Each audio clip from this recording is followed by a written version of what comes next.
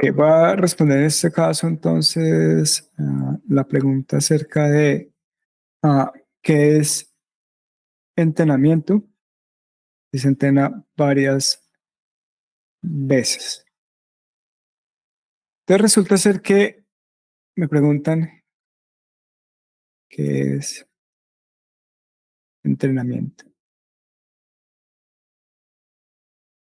Y la pregunta va más a el símil que nosotros lo hallamos con nosotros los seres humanos cuando nosotros entrenamos o cuando nosotros más que entrenamos, cuando aprendemos.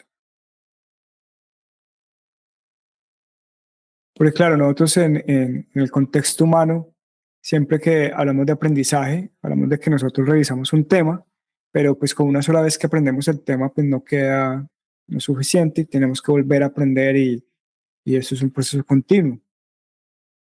¿Qué pasa con los algoritmos de Machine Learning? Recordemos que los algoritmos de Machine Learning, algoritmos de aprendizaje de máquina,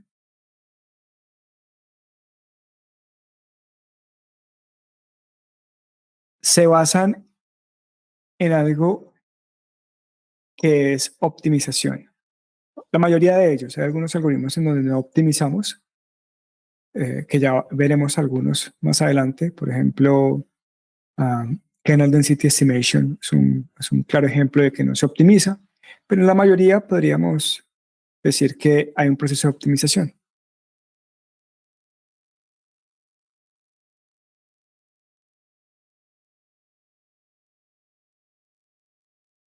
Hay en algunos que no, ¿listo? Entonces, en la mayoría hay un proceso, en la mayoría hay un proceso de optimización.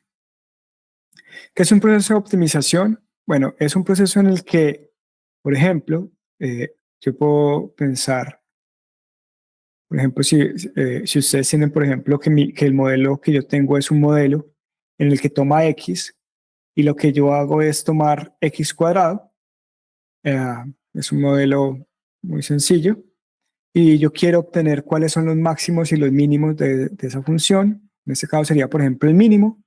Entonces, uno típicamente lo que hace en matemáticas es optimizar esa función. Eh, digamos que uno encuentra, por ejemplo, los ceros de esa función o cuáles son los mínimos sacando la derivada, ¿cierto? Que eso es lo que uno hace, básicamente. Y digamos que en este caso uno halla dónde está el mínimo, haciendo esto, igualándolo a cero. Ah, noten algo importante en este caso, igualando a cero la derivada. Y es que el momento en que yo ya obtengo ese cero, bueno, eso acá pues hablamos de los mínimos o máximos. Muchos de los algoritmos de Machine Learning se basan en eso. Son procesos de optimización. Son procesos en los que yo tengo una función que normalmente llamamos una función de pérdida. Tenemos una función de pérdida. Le llamamos siempre, le llamamos también como loss function. Entonces, cuando nosotros hablamos de un proceso de aprendizaje, en aprendizaje de máquina, no, en la mayoría de las ocasiones nos estamos refiriendo a un proceso de optimización donde hay una función de pérdida. Como lo vuelvo y lo digo, hay algoritmos de Machine Learning que no optimizan, ¿listo? No optimizan. Entonces ahí realmente el aprendizaje son algoritmos que se conocen como algoritmos de memoria, son los que típicamente no optimizan, como por ejemplo Kernel Density Estimation, KDE, o estimación de la densidad del núcleo, pero se conocen típicamente en inglés, Kernel Density Estimation. Es típicamente un modelo que es, por ejemplo, un modelo de memoria, o por ejemplo, otro de los modelos que vieron esta semana, que es KNN, K-Nearest Neighborhood. También es un proceso de memoria. Esos realmente no optimizan, entonces no hay este proceso de aprendizaje en sí. O sea, realmente cuando ustedes hablan de KNN y hablar de aprendizaje es raro, realmente uno ahí está es más cogiendo todos los datos y guardándolos en la memoria y después no hay un proceso de optimización. Pero cuando hablamos de procesos de entrenamiento y aprendizaje en aprendizaje de máquina, la mayoría, bueno, en su gran mayoría a lo que nos referimos es a que hay una función de pérdida, la cual optimizamos y la cual tratamos de aprender. Entonces, la siguiente pregunta que me hace es, bueno, ¿y qué pasa en el tiempo? En el tiempo yo sigo aprendiendo. En el tiempo, ¿qué pasa en el tiempo? Resulta ser que si yo tengo una función de pérdida y una loss function de unos datos, pero a futuro me llegan más datos, la mayoría de algoritmos nos va a tocar reentrenarlos. Entonces, la mayoría de ellos nos toca volver a aplicar el proceso de optimización desde el inicio para poder reentrenarlos. Sin embargo, hay un nicho dentro de Machine Learning, hay un nicho gigante que lo conocemos como los algoritmos de Continuous Learning, o también lo conocemos como Incremental Learning. Y en este setup, en este tipo de algoritmos, lo que buscamos no es tanto queremos es cada vez que llegue un nuevo dato, poder reentrenar el modelo. Nosotros, por ejemplo, con el profe Fabio, trabajamos en ese tipo de problemas. Les dejo mi página de ResearchGate con uno de esos modelos. Esto todavía son preguntas abiertas de cómo el aprendizaje continuo se puede dar. No es que no hay eh, no hay una respuesta absoluta de cómo se crean estos algoritmos. Se los dejo ahí en el chat el artículo. Es un artículo donde tratamos precisamente un problema que es detección de anomalías. Cuando tengo datos que van llegando, a eso se le conoce como streaming, o datos que van llegando uno a uno, y eso se le conoce como aprendizaje continuo o aprendizaje incremental. También hay otro tipo de aprendizaje que lo van a ver cuando vean Deep Learning, es lo que conocemos como Transfer Learning.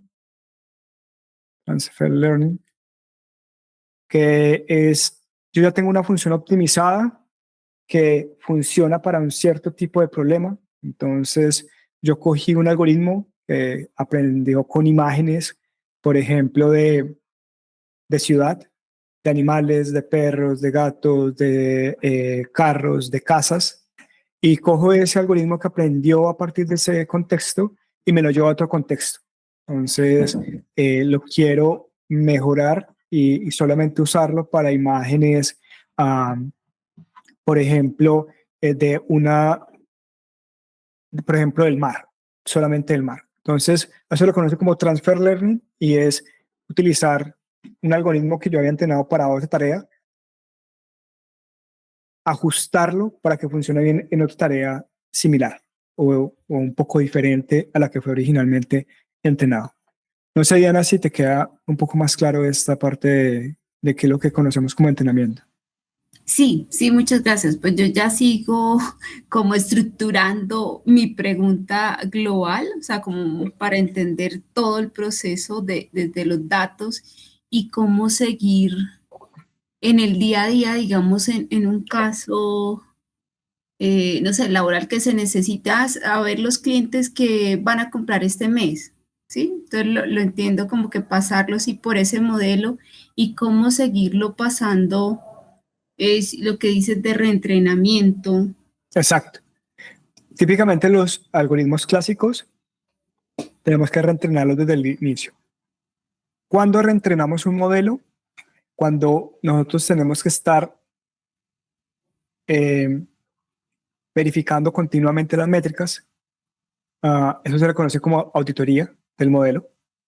Nosotros tenemos que estar auditando siempre el modelo, auditarlo. Entonces, cada vez que yo audito el modelo, yo tengo que revisar si realmente las métricas siguen estando en los niveles en los que a mí me interesa. Si se salen de esas métricas, yo ahí digo, vuelvo y reentrenó el modelo. ¿Cómo sé si la métrica está bien?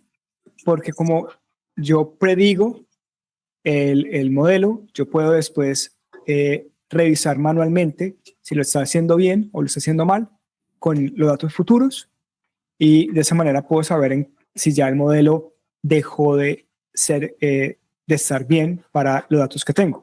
Eso pasó, por ejemplo, en la pandemia. En la pandemia habían un montón de modelos desplegados para hacer un montón de cosas. Entre ellos, por ejemplo, para hacer scoring de crédito, ¿cierto? O, por ejemplo, para invertir en bolsa. ¿Qué pasa con esos modelos? Pues estos modelos se vuelven locos, literalmente. Ellos, por ejemplo, los modelos de inversión, ellos siempre están acostumbrados a tener, digamos, todo el mercado regulado. Pero cuando llegamos a una pandemia en donde todo cambia, no hay, en la realidad es que no tenemos nada seguro, entonces esos modelos empiezan a predecir cosas que no son. Entonces, por eso siempre los modelos de machine learning siempre hay que estarlos vigilando, porque puede pasar esto, pueden pasar, digamos, nuevos datos. A eso lo conocemos dentro del todo el espectro de machine learning, lo conocemos como novelty detection. Novelty detection. Se parece mucho a anomaly detection. Parece mucho a anomaly detection. Y realmente se basa también en algoritmos de anomaly detection, de detección de anomalías. Pero esta detección de novedades, novelty detection, son algoritmos que uno puede poner al principio del algoritmo de machine learning.